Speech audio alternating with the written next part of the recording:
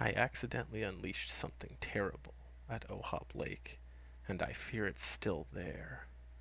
By Redbadandy. It was just supposed to be a weekend getaway, some time for me to relax and try to focus on my writing. I don't know how all this madness can be real. I made a mistake, a huge mistake, and I let something loose upon the world. I don't know just how extensive the threat is, if it can leave that area, or worse if there are more of them. All I can do is write this account of all that happened. Hopefully it will serve as a warning to anyone who might read it. Whatever you do, do not investigate it, and don't go anywhere near Ohop Lake. It all happened on a vacation. My first vacation in over 5 years. I work as an insurance broker for a private agency.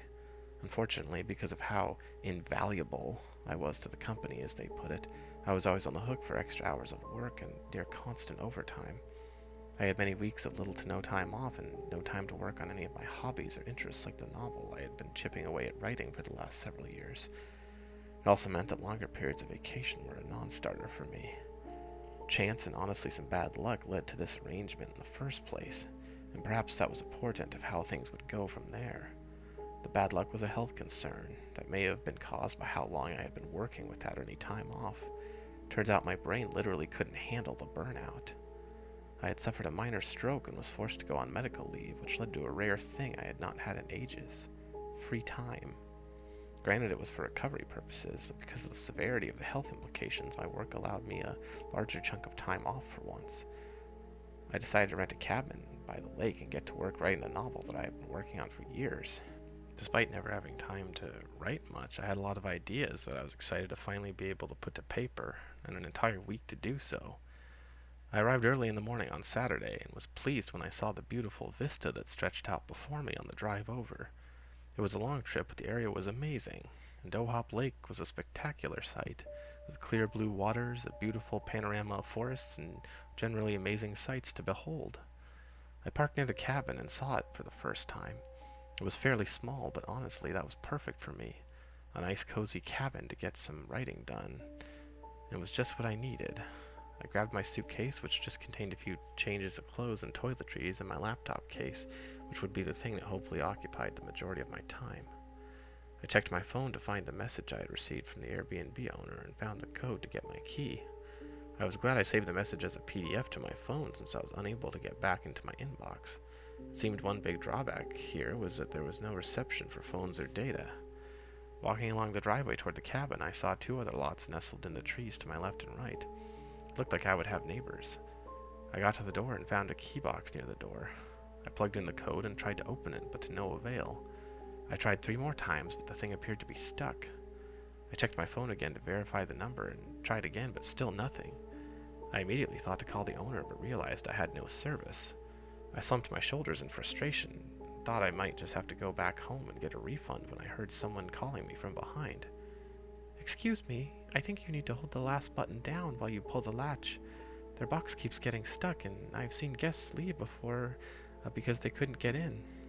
I was so flustered I didn't even think to say hello, but just robotically plugged in the numbers one last time and did as they had instructed, and the key box opened just fine. "Hey, that worked, thank you." "Oh, no trouble at all, and my name's Claudia." I finally turned around and looked at who was there. She was a very pretty young woman with red hair and green eyes, and she was smiling at me. I had been so distracted I suddenly felt embarrassed and fumbled for words when I noticed the pause after she had introduced herself. "Sorry, my name is Kyle. Thanks again, I just got here and I'm a bit disoriented," I said, groaning inwardly at my awkwardness. "Nice to meet you, and I'm glad I caught you before you left. The owner needs to fix that key box so their guests don't get stuck outside. How long are you here for?" "Just a week. I'm taking a little vacation to work on some writing," I replied. "You're an author? How exciting! Have you written anything I might have read?" she asked with a gleam in her eyes, and I was taken aback by her genuine interest. I blushed a bit and told her, No, I'm not a professional. I'm just working on a first draft of a novel idea while I'm taking some leave from work." "Oh, okay, still very cool. If you need anything to help, get settled in, or just want to talk about books, I'm just over there." She pointed to the house, partially obscured by the heavy line of trees that sat to the left of my rental. "That's great. I may take you up on that if I get cabin fever or writer's block. It's nice to have such a friendly face to greet me here, and thanks again for the help with that lock. I responded with a smile. Claudia waved goodbye to me and went back along the driveway toward her house. I waved back at her and was happy that she had been there. I didn't know if I would have had the courage to invite her over, as she had insinuated, but it was nice daydreaming as much. I opened the door and proceeded into the cabin with my luggage in tow. The cabin was a bit musty inside.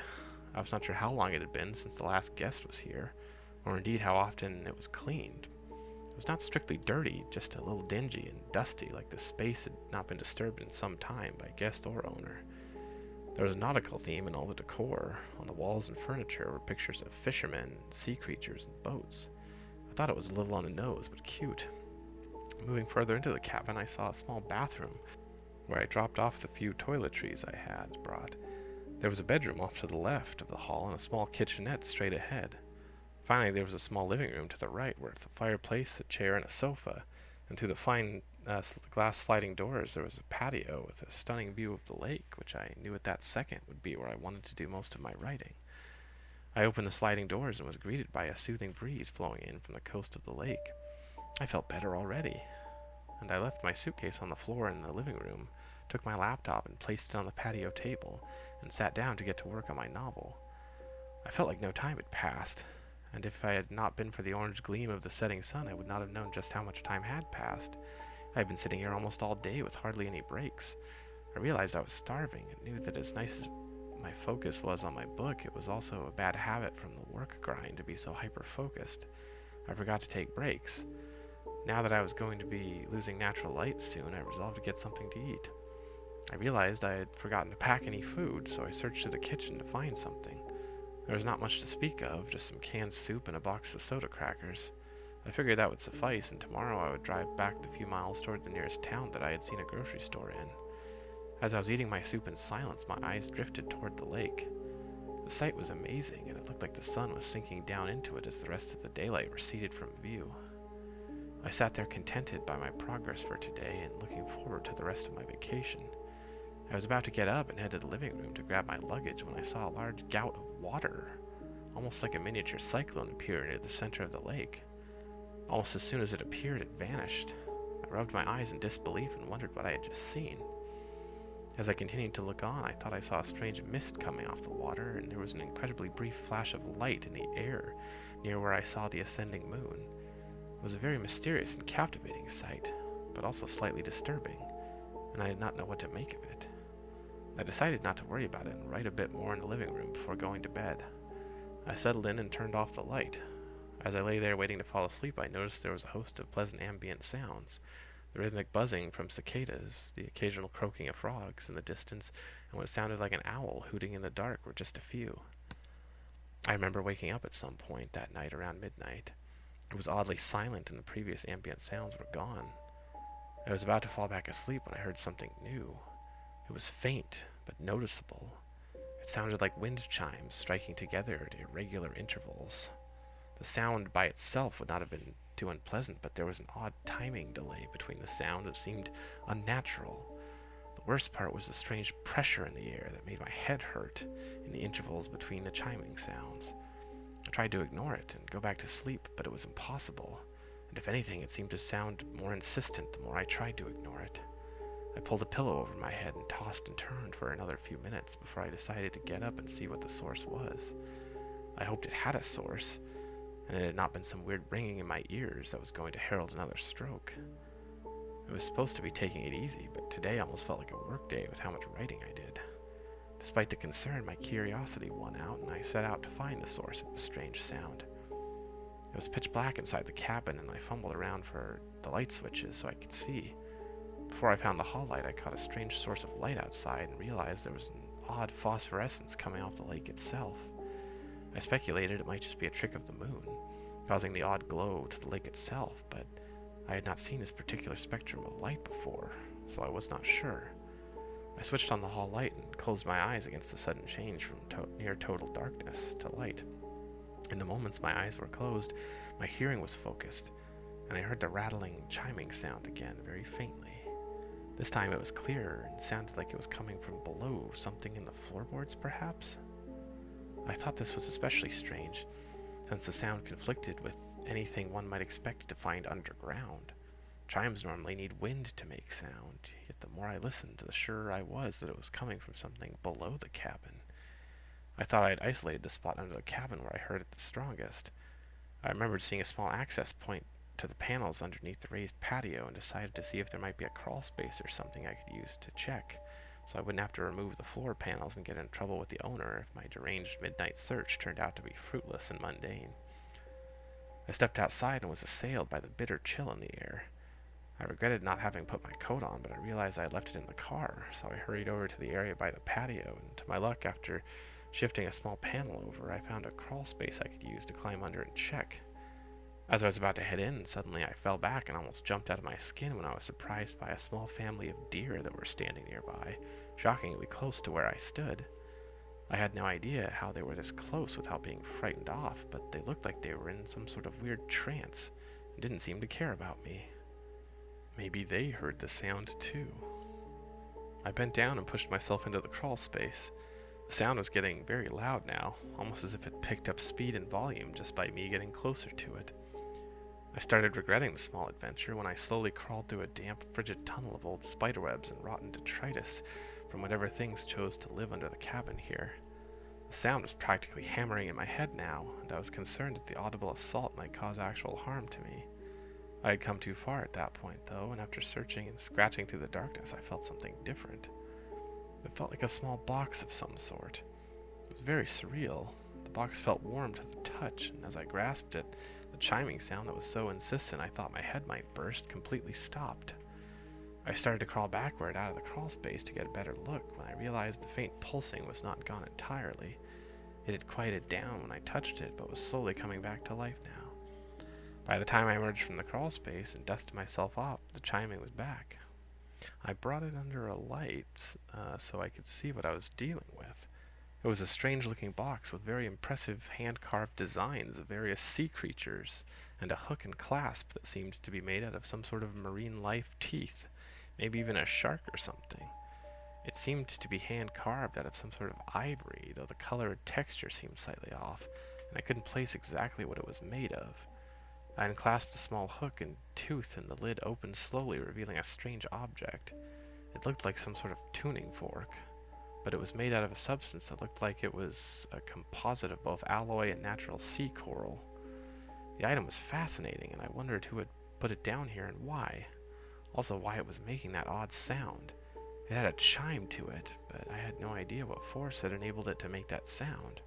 I figured I would reserve further investigation until I got back into the cabin. I walked away from the patio, back towards the front door. Almost as soon as my back was turned to the lake, the object started letting out an unbridled buzzing, humming chime that made my teeth hurt with its intensity.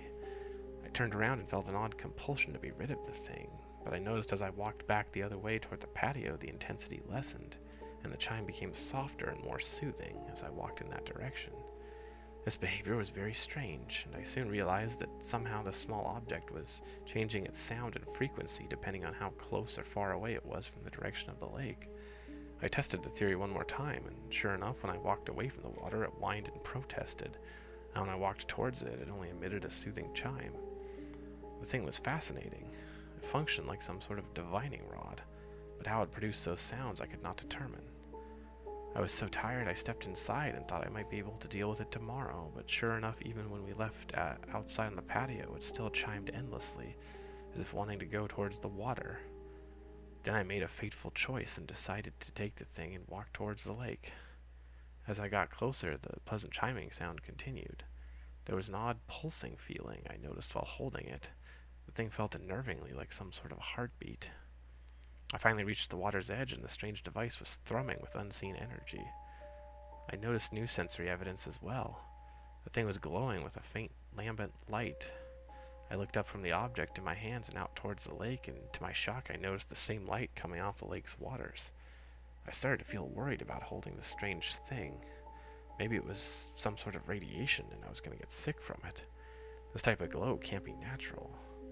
My mind raced with other concerns, like the weird sound, pulsing motion, and every other strange thing that had happened in the last hour. I stood motionless on the water's edge, considering the abnormality of the situation, when something snapped me out of my trance I was in. and I realized I didn't like the idea of having this thing so close to the water. I turned around and started to walk away when I slipped on a patch of mud and fell face first to the ground. The tuning fork fell from my hands and with a chiming sound struck the ground and proceeded to slide into the water. Standing up quickly, I dove forward trying to recover it, but despite its initial lack of inertia, the waters had somehow swept it deep into the lake, and I saw its glowing, pulsing form gliding through the water into the deepest part of the lake. I observed the ethereal spectacle from the shore as the odd little key drifted quickly through the water, never ceasing to chime and pulse with brilliant light. When it neared the center of the lake, I thought it would keep drifting, perhaps to the other coast, yet somehow it stopped completely. It floated there motionless, only visible because of the light it continued to emit. Then there was a sound like an avalanche and the terrible splitting of rock, almost like the tectonic plates of the earth itself were shifting into a subduction zone. The light faded from view and the lake was quiet again. I did not know what the hell I just witnessed. The bizarre little trinket was gone, consumed by the lake. Why had the light faded and that strange sound stopped? Confused and disturbed by what I had seen, I sat by the lake in stunned silence for a while. Eventually I decided I could not make any sense of it at this time and went back to the cabin to get some rest. I had a fitful sleep that night when I finally did manage to get back to sleep. I dreamt about the bizarre lights in the lake and the strange chiming tuner I had found. Something felt wrong about it. I felt like I had somehow made a huge mistake in dropping it into the glowing waters of the lake. I never used to put much stock in dreams of divination, but now I know just how right I was to be afraid. I woke up sometime in the late morning and tried to get my bearings. I felt awful and knew I hadn't slept enough, but I couldn't sleep in anymore despite trying to, so I resolved to embrace it and make a pot of coffee in the kitchen and sort out my mental fatigue. As I was headed to the kitchen, there was a knock at the door. I wondered who it could be and thought it might be Claudia checking up on me. I tried to swipe my hair back to look more presentable, but I knew without a mirror's help that I looked like hell after last night. I dreaded answering the door, but couldn't think of an excuse, so I summoned my courage and threw the door open, waiting for her judgment. It never came, though, as a short man with white hair and large round glasses was looking at me with a rather serious expression. After a brief and judgmental look at me, the man cleared his throat and spoke. "Excuse me, sir. I know you're a guest here at this cabin, but I have to ask, did you see or hear anything strange last night? Because I found something awful between our two cabins this morning that I think you should see." He paused and readjusted his glasses. "My apologies. My name is Thomas. I live next door. I needed to warn you since I saw that this place was being rented again." I introduced myself, and as I was speaking, I noticed his eyes glancing back and forth, but particularly at an area near the cabin's patio. "Well, I guess it's better if you see it for yourself." He gestured for me to follow him, and I complied. We walked about halfway down the trail to the shore that was between the cabin and this man's house. As we got closer to a small line of trees near the shore, we stumbled upon a shocking sight. It was the slaughtered remnants of what looked like several deer. They had been completely torn apart. There was blood everywhere and fragments of fur and bone scattered all around in a savage example of unmitigated brutality. I did not know who or what could have done this. No animal would be so wantonly brutal that I knew of. As I stood there taking in the grisly sight, Thomas spoke again. "I found this here this morning when I was taking my morning walk to the lake to stretch my legs. We've had the occasional bear and one time even a mountain lion, but I ain't never seen something this bad. I don't even know if whatever killed him did it for hunting or just to kill. There's so much left, but it's all over the place and ain't been picked clean by anything that was killing for food." I was so shocked that I barely heard anything he said. This was the same group of deer that I saw last night. Had whatever killed them been so close to the cabin? My thoughts raced as my fears compounded. "You okay there, mister?" Thomas said, sounding concerned. I'm sorry, you're right, this is terrible. I didn't see any animals last night besides these deer, and they seemed fine at the time. I decided not to mention the bizarre sounds and lights from the lake and the incident with the object, since I was doubting all that had occurred myself, and was not 100% sure it was not a dream. "All right, fella, you just be careful. Whatever got those deer did not leave a trace, and something that brutal that can kill that quick and that mean is not to be trifled with, you understand?" I nodded my head and thanked him for his concern, and he left back up the trail, looking left and right in a partially paranoid mania that I couldn't blame him for. I felt it was very concerning coincidence that these animals could be mutilated the same night all the madness with the chiming object and glowing lights occurred. Whatever it was, I didn't like it. I was just about to head back inside when Claudia called out to me and waved for me to wait in the distance. I met up with her, and she had a look of surprised concern as well. Yeah, Tom gave us the same warning. Really scary that whatever it is so violent and territorial. I don't even know if I'm going to tell my Aunt Carol. She loved that family of deer and will be heartbroken that they're gone. She looked over at her house with a somber and reflective gaze and turned back to me. Oh, I'm sorry, I didn't even mention yesterday. I live here with my Aunt Carol. She raised me ever since my parents died, and she always loved animals. There are ducks, deer, squirrels, and all manner of animal friends she manages to make around here. She's not doing well with her health, and this news is going to be hard for her to hear when she wonders what happened to the deer family.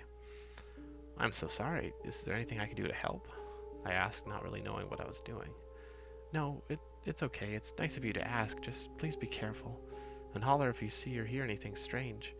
Best to stay inside at night just to be safe, too, so no late-night walks like last night, she said while winking and walking back toward her house. Had she seen everything last night? I wondered just how much she saw, or if she heard the strange chiming sound of that object, or the creepy glow from the lake. I was not sure what to do at that point. I figured I should finally drive to town and get some proper provisions. A couple of hours later, I returned to the cabin with food, drinks, and a few random items I decided to get while I was there. I was feeling a little shaken by the deer being slaughtered the way they were, and the mental image reminded me of how vulnerable I was. I did not have the funds or the time needed to process a firearms purchase, so just to help alleviate concern, I picked up a can of bear mace and a hunting knife, just in case. I also picked up a few vanity items, like a pocket mirror, since I found myself fussing over my appearance more than I thought I would on this trip. I had to admit that it was at least indirectly trying to impress Claudia, so I picked up the mirror, a comb, and a few other things to try and spruce myself up. I went inside and tried to get a few hours of writing in before nightfall. I was having a hard time concentrating, and my mind kept drifting to the bizarre light in the lake. I wanted to know what was really going on here. That couldn't have just been my imagination. I was not making any progress, so I decided to call it a night early and hopefully get some decent sleep, since it had been so hard to settle down last night. I managed to nod off pretty quickly, but after a few hours I was woken up by a terrible scream. I jumped out of bed with a start, nearly falling over in a scramble in the darkness. It was odd how ready I felt, almost as if subconsciously I was expecting something to happen.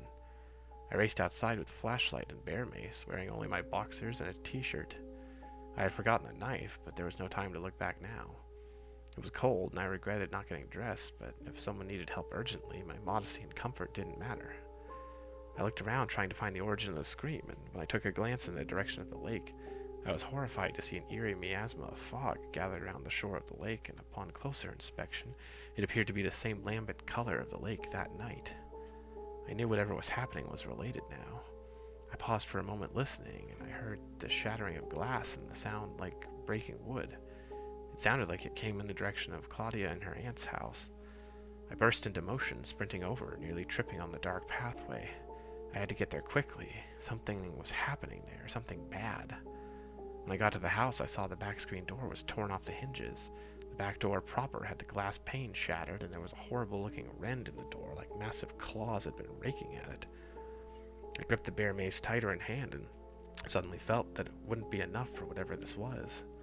Summoning my courage, I stepped in, and as I set foot in the house, my head began ringing and my teeth almost started chattering from the thrum of energy and the weird arcane feedback of whatever was in here with us. I wondered where Claudia and her aunt could be. No response was forthcoming, but I heard something else, something far worse. It sounded like a giant was stomping along and dragging its feet. Some monstrous bulk was moving in the house as well, and I fell back, pressing myself against a wall in the darkness. I thought I heard something upstairs move, and I held my breath as I peeked around the corner just in time to see a table launched at a wall with a crash. I winced at the explosive destruction on display. When I took another look, the room was darker, and I saw an overhead light fixture was on the floor, demolished. I held my breath and watched, or I should say listened in stunned silence as I realized the thing was still in there. I could hear it, but not see it. No visible trace besides the ruin it was leaving.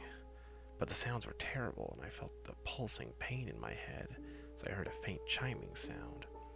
There was a heaving, crushing, lapping sort of sound, like a tree being dragged slowly along the ground. Timbers in the house buckled as the unseen nightmare moved along the ground. Whatever was making it was immense, but why couldn't I see it? My mind was racing, and I knew I had to do something.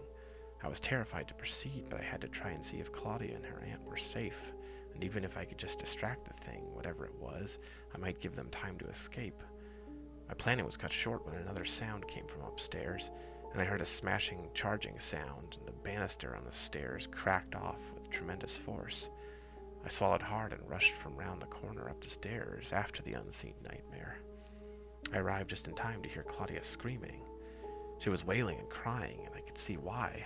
When I reached the top of the stairs and moved down the hall to see a bedroom where they had likely been hiding, Claudia was huddled in the corner of the room and watching as some invisible force tore an older-looking woman who must have been her aunt apart. The poor woman was still alive as her limbs were ripped off, and the spray of blood made a strange hue of light as it seemed to splash against and then absorb into whatever invisible entity was attacking her.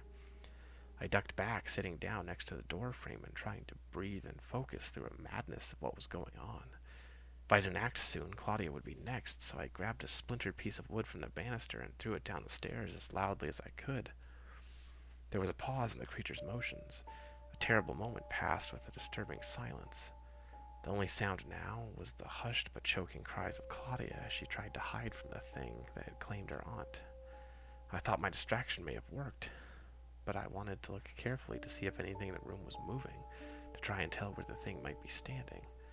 I took out the pocket mirror I brought earlier and placed it near the corner of the door and used it to look around and see what was happening. And when I looked, it was my turn to stifle a gasp of horror, so profound I almost gave my position away.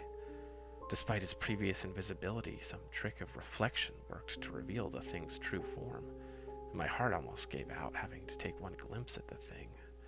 The monster was indescribable.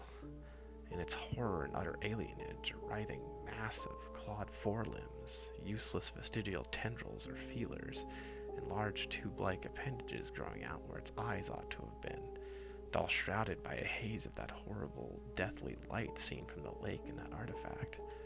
I looked at the titan reflection of nightmare, paralyzed with fear until I realized my distraction had worn off, and the entity turned its terrible bulk towards Claudia again. She was trapped and would surely die if I didn't intervene. I forced myself to move, channeling some measure of near-suicidal bravery I didn't think myself capable of. I rushed into the room and I used the mirror as a guide to see where the colossal abomination was standing. And while its back was turned, I proceeded to douse the area where its eye should have been with the bear mace. There was a monstrous rumbling, and an undulating wave of nausea filled the pit of my stomach, as I thought I heard vocalizations both close and distant, whose discordance threatened to knock me unconscious. Whatever had happened, I did not seem to like it. I rushed over to Claudia and pulled her up. "We need to leave, now," I shouted at her, trying to get her to move. It seemed to have worked, and I had knocked her out of her catatonic terror. Where did it go? Where is it? It killed Auntie Carol," she said in something still near total shock. "It is still here, but we need to run, now, hurry." To accentuate my point, a crashing smack was heard as a bookshelf was obliterated off the wall with no point of origin being seen for the destruction. We raced along the edge of the room, giving the last area that I saw the thing in a wide berth. All the while the rumbling sound began to fade. I didn't know if that meant it was recovering from the bear mace and would see us again. I didn't want to stay long enough to find out. We raced out of the room, and Claudia let out another shriek as she saw what I saw afterward when glancing back. A small portion of glass in the room's window that hadn't been shattered by the thundering bellow of the monster had provided a reflective surface just large enough to see, and what we saw was the malodorous form of the monster slowly moving to follow us out of the room. The sight was enough to drive both of us in a frenzied flight out of the house and into the front yard. We didn't look back, and though I could tell Claudia wanted to, this was where she grew up, and that was her house and her aunt who had raised her. Even though she was gone, the hesitation was still there. I squeezed her hand and tried to encourage her. "I'm so sorry. She's gone, but you can make it. You can survive this. We both will, but we need to go." She nodded grimly, and I could tell she reluctantly agreed. You're right. I just can't believe this is happening. What is that thing? I don't know, but we don't have time to find out. Let's get to my car and get the hell out of here. We took off down the pathway toward my cabin. Very soon after we made it onto the path, we heard a thundering sound behind us. It was like a wrecking ball going through a building, and we knew that the thing had gotten out. We started sprinting down the path, and as we hurtled ourselves down it, I tripped and barreled over, nearly going down the other slope of the hill toward the lake. Claudia was there, and she helped pull me to my feet. I thanked her, but the words almost failed me as I saw behind us that the trees were being pushed, bent, and in some cases directly broken by the thing that was following us.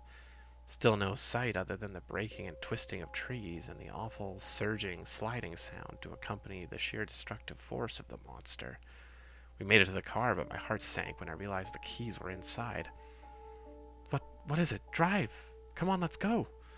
Claudia implored, desperate fear tinging her normally serene voice. The keys are inside, I admitted with dejected horror. I told her to come with me in case the thing got to the car, and we rushed into the cabin. I scrambled to the room and found the keys. The victory was short-lived as we heard the cabin walls being smashed by the creature. We thought we were doomed, but we heard the report of a gunshot outside. The monster abandoned its siege of the cabin, and the slamming sound ended. It was followed up by 3 more shots, and then yelling. I grabbed the keys as we rushed out the door in time to see Thomas suspended in the air by some invisible force, firing his rifle at something below where he was being held up in the air. Go, just go, save yourselves, Thomas yelled in desperation. He looked like he was going to try and say something else, but we watched in utter horror as his head was separated from his body. Claudia screamed again, and I took her hand as we rushed back to the car. I hit the ignition and peeled out of the driveway. Against my better judgment, I took one look back in the rearview mirror and saw something that will live on in my nightmares forever. I saw the entire terrible view of the lake in the rearview mirror. It was glowing and shimmering with the hellish light and appeared to be spreading out onto the land now as well. The maddening sight was accompanied by a rumbling tremor of the creature's sounds, which still echo in my mind. And in our desperate flight from that place of unendurable madness, the engine seemed to fire in time with a soft, eerie chime. Claudia and I drove into the morning until we almost ran out of fuel. We didn't know what to do. We didn't know what to say. We were alive, but for how long? What had been unleashed at Ohop Lake? And was it over? We have heard no news from the area, but we don't know what that means yet. Had it returned to its slumber in the lake? Or is its horrible rampage only just beginning? All I can tell you is this. If you are going on vacation, please be careful. And please, for the love of God, don't go to Ohop Lake. Stay safe.